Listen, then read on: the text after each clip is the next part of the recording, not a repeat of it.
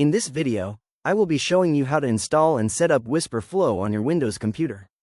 Let's get started. I'll begin by clicking on the search bar and opening the Microsoft Store.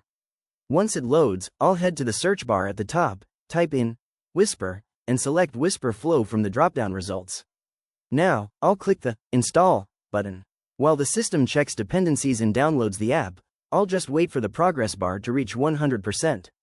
Once the installation is complete, I'll click Open to launch the application. As the setup initializes, I'll click Sign in via browser to connect my account.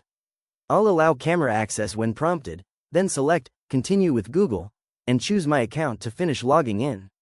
Now that I'm authenticated, I'll head back to the app and click Continue through the welcome screens.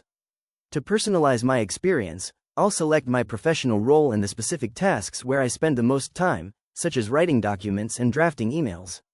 I'll indicate that I work in a private space and click Start Setup to move into the hardware configuration. I'll click Continue through the privacy notice and then grant the app permission to access my microphone.